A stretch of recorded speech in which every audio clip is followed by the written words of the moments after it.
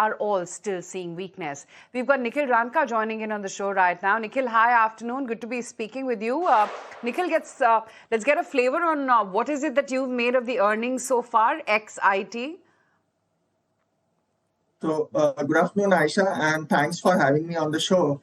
Broadly, if you look at it, for most of the large private sector banks, HDFC, ICICI, Kotak, all have reported earnings, and the numbers have broadly been in line. The good part is, if you look at valuations for most of the large private sector banks, they are now below 2 times price to book. Historically, if you look at all of these banks, be it Kotak, ICICI, HDFC, they have traded anywhere between 2.5 to 3.5 times 1 year forward earnings. And the second part is, as we enter FY17, one NIM cycle is clearly looking like it has bottomed out. So one, you will have 12% odd credit growth, and to top that, if we have NIMs improving, credit cost getting contained, then in all probability, looking FY27 being more like a 15% earnings growth for most large private sector banks. So the outlook for private sector banks from here on is extremely positive. My sense is most of these banks should give between 15 to 18% compounding going forward. Nikhil, how should one look at the performance of some of the defense players that are coming out with numbers? BEL, for example, what a fabulous set of numbers. You believe that some of these numbers, this 20% kind of growth across the board, sustainable? So the order book is extremely healthy for some of the defense companies. Just for example, if you look at BEL, you have almost 2x to 3x visibility of revenues. The current order backlog is 2x, 3x of what they annually do in terms of revenues. And everybody is looking forward to what the defense spending number would be in the budget. We are currently penciling in a 10% growth in the defense budget when the budget gets announced on Sunday. So that to a large extent is keeping the stocks pepped up. My sense is the valuations for most of the names are anywhere between 35 to 40 times now. So the scope for incremental P multiples to re-rate from here on looks limited to me. However, if the sort of earnings continues to grow at 15-17%, then broadly investors can look at that sort of returns from these levels. But multiple re-rating from here looks difficult. Right. Nikhil, stay with us. Some important news coming in. And HAL, that's the one stock which is in focus again on a tear as we speak right now. In fact, the HAL CMD is indicating that they're soon going to be getting into the civil space as well. My colleague Samir caught up with the MD. Let's listen in.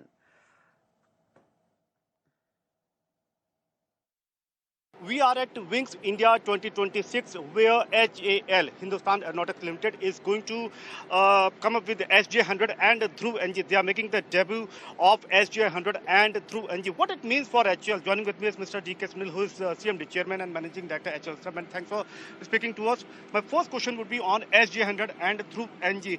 What importance does it make for HAL, and especially when you have very strong presence in the defense sector, now in the civil sector that you are trying to have that sort of hold? Please explain the rationale. Yeah, SJ100 is our foray into the big commuter segment of aircraft. HAL as a strategy has been pursuing that we need to diversify and have a bigger share of civil in our portfolio. Okay. We are almost 97% military. So now that's why over the last few years, we are building up our portfolio of civil aircraft. And we have the Hindustan 228, as you are seeing there, which is certified for civil. We have already delivered 2 of them to Guyana, and we have recently signed a contract for 2 more. Okay. So our presence in South America will increase with that. Okay. The Dhruv NG is right now under DGCA certification. Okay. And we expect our first customer, today we will be signing the contract with Pawan Hans Limited. We'll be delivering 10 helicopters to them, the Dhruv NG. Okay. They will be operating it for ONGC for the offshore platforms, transfer of people and men and material. So that is our second play on the helicopter front.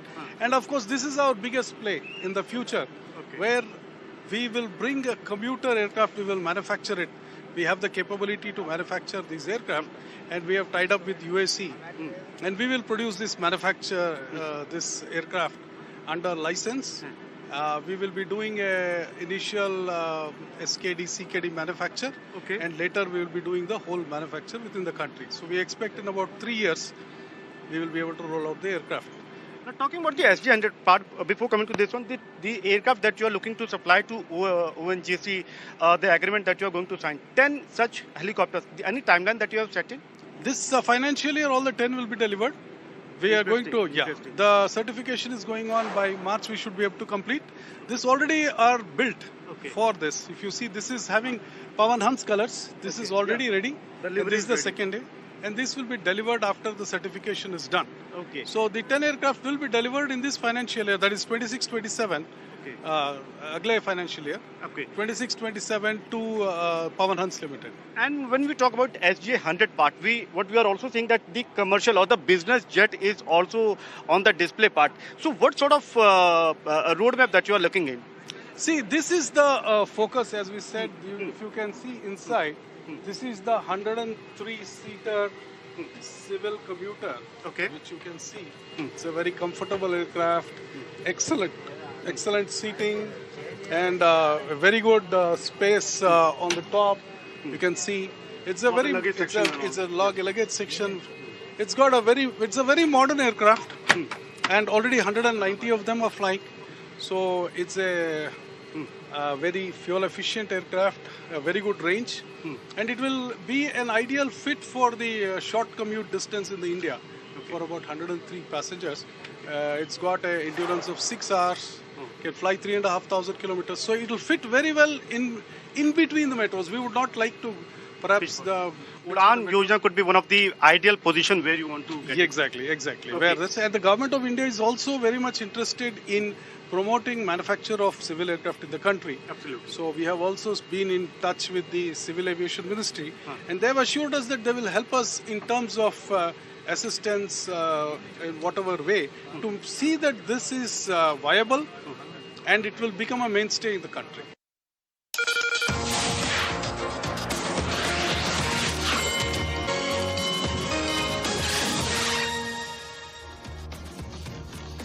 Last 15 minutes of trade for the day today, and we're joined by Nagaraj Shetty, Senior Technical Research Analyst at HDFC Securities. Nagaraj, what are you making of the markets and the moves? We've seen very, very choppy weather, if I can call it, at least on markets these days. Hi, good afternoon. Yes, Good afternoon. Nifty has witnessed a decisive breakout in the last couple of sessions. Now, chartically, we call it as an important bottom reversal around 24,900 levels few days back. And a sustainable move about 25,500 levels could open a more short covering sharp up move ahead. I think once it breaks above this hurdle, the upside target would be around 25,700 to 800 levels in the near term. Okay, that's the take coming in on the Nifty, but what you can't get your eyes off is from HAL. Let's bring up the intraday graph. The MD just speaking with us exclusively, as you can see the flashes on your screen, indicating that HAL is now going to be diversifying into the civil aviation space as well. That, of course, is one of the comments coming in from HAL, and that was enough to excite the markets, holding up 6.5% as we speak. Right now, the SJ100 foray in the commuter aircraft into civil aviation space, the fact that they have a 90% portfolio in defense, and now they're looking at diversification into the civil aviation space as well. That's HAL currently at 46.27 as we speak. Also, they spoke about Dhruv NG helicopter, which is being developed by HAL. They're going to be first providing that to ONGC, and they've signed an agreement to supply 10 Dhruv NG to ONGC as of now. So they're also looking to sign more agreement for helicopters with new players as well, is what is under consideration. But that, of course, is a very, very big announcement that we're seeing right now from DK Sunil, the HAL CMD. But Kunal, let's get a quick chart check. A huge spurt, of course, on HAL. Defense clearly has very few leadership names, BEL and HAL being one such case in point. What next on the cards for HAL? Yeah, this is a very important level for HAL because what happened over here is that a month and a half or prior, the stock had broken below 4600, 4650 mark. That was the 200 DMA for HAL, and post that the stock fell almost 400 points, came back towards 4250 levels. Now it's come back to that 4600, 4650 levels in terms of a resistance test. More importantly, this is also the 200 DMA test for HAL, and historically we've seen that whenever the stock has given a breakout or a breakdown of its 200 moving average, it's moved up at least 10% in the favor of the trend, whichever the breakout or the breakdown has happened for HAL. So I think in that context, it's a very significant level for HAL. My assumption is that if in case the stock sees even a follow-through up move, say in the next couple of days, you might expect the stock to clock back the previous swing highs of 5,000, 5,200 also, potentially in the next one to 2 months. Okay, that's on HAL, of course, but FMCG major, ITC, all set to come out with their Q3 earnings. Street is expecting a rise in top line, but Pat is expected to see a bit of a slip. Snehi here to tell us what to expect. Well, yeah, so when it comes to ITC's quarter 3, we're largely penciling in a decent quarter. Not too much excitement, but not too bad either on the flip side. If you take a look at the numbers, what we're penciling in on the standalone year-on-year basis is that revenue is estimated to go up by 7.2%. EBITDA is expected to go up by almost 7.5% or slightly more than that. Net profit, let's talk about this. 5,200 crores is where we're expecting to see this amount compared to 5,600 crores this time last year. So it's a cut of about 8%, and this is largely expected due to the effect of other income on PAT in the base quarter. That elevated the PAT last year, which is why this time we could see a little bit of a base effect on the negative side playing out. Margins are expected to be absolutely flat around that 34.2% mark. Overall, ITC's like-for-like growth is seen at roughly 8.5%. Let's talk about segments. Cigarette volume growth is seen up 6%, absolutely flat on a year-on-year basis. Sales are seen up 6.5%. Cigarette EBIT is expected to grow at a roughly 5% trajectory, and EBIT margin are expected to decline due to high cost of the leaf tobacco, which is the input good for cigarettes. On the FMCG front, revenue is seen up 9%. EBIT margins are seen at 7.5%. Agri revenue is expected to jump 15% with EBIT margin at 5%. And for paperboards, the revenue is expected to be around 7% with EBIT margin at 9.25%. Lastly, what's going to be important to track when the numbers do come out is going to be the impact of the excise duty announcement that we've seen very recently coming in from the government. So that, any commentary on that note would be good to see. Synergies from the acquisition of the Aditya Birla Real Estate's paper business that was announced very recently. So that impact on ITC's financials is going to be key to watch. Along with that, cigarette volumes, raw material trends, agri-business outlook are going to be key factors to watch out for. Overall, penciling in a decent quarter for ITC for quarter 3. Thank you so much for that, Snehi. Nikhil, let me come to you.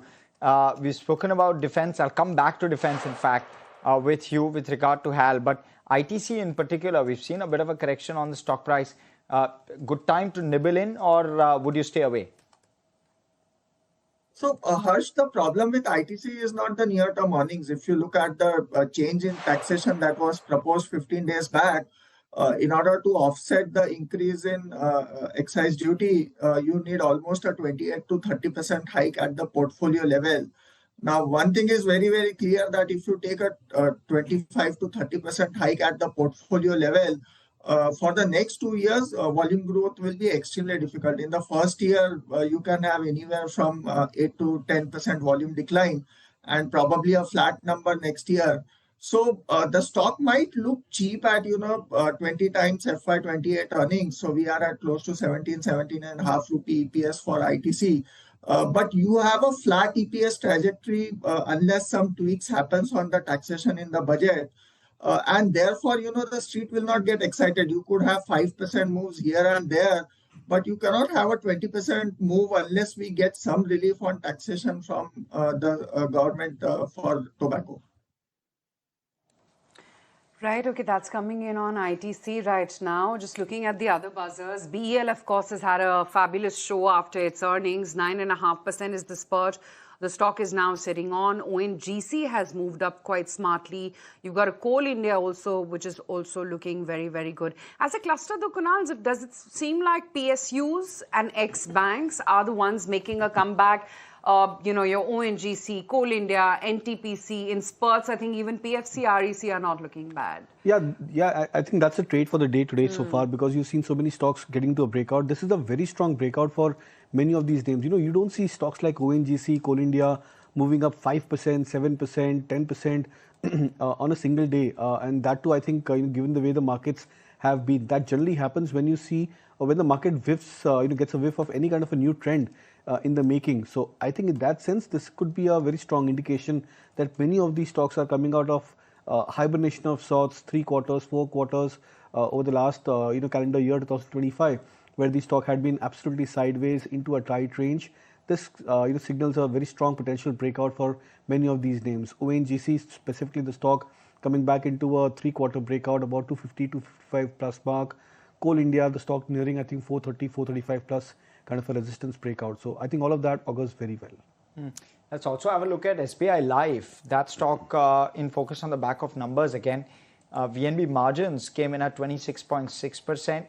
0.5% higher, some bit of choppiness along the way, as you can see when the numbers came out, as is always the case with life insurers. Thereafter, it's flattened, 0.5% higher on that one. Decent growth, 20% plus on net premium income. Nikhil, I wonder if you venture a trade within this pack, this life insurance pack. We've seen a bit of a run up in terms of stock prices, but would you venture a trade at this point?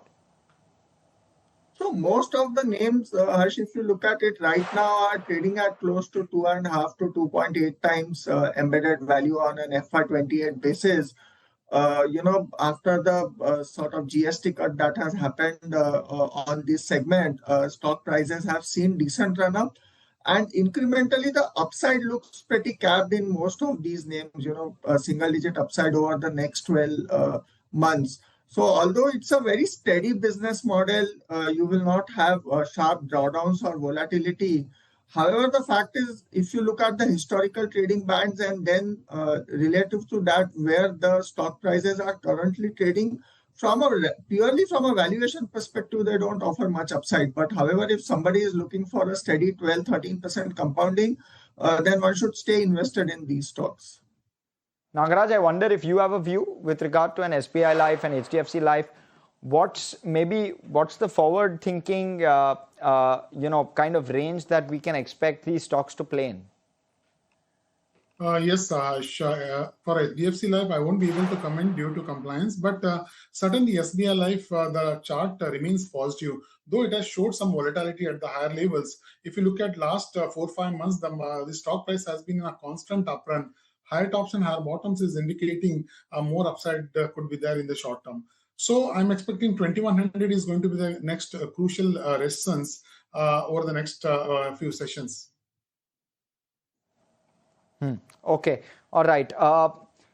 This new development with regard to HAL, Nikhil, do you have a view on this one? Do you believe that there can be substantial upside from here just as a result of venturing into the airline space or the civilian aircraft space?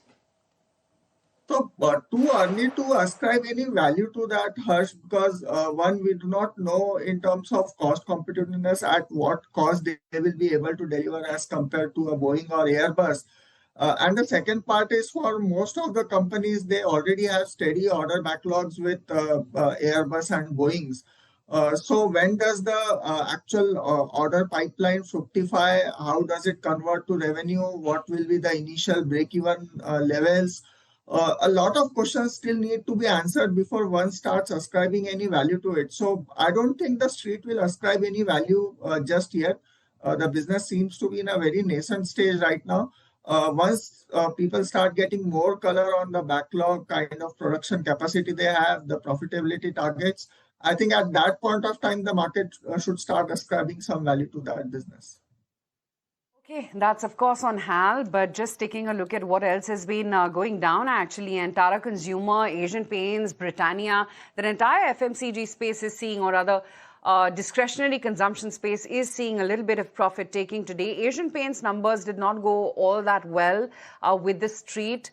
In fact, you had a reduced rating on Asian Paints from a couple of brokerages post the numbers as well. You've got a Tata Consumer, which is currently down by 5%. Britannia, Nestle as well are lower. But Kunal, to the point that you've been making for the last 2 days, the fact that FMCG is now behaving typically in that defensive nature as it does in, markets like this.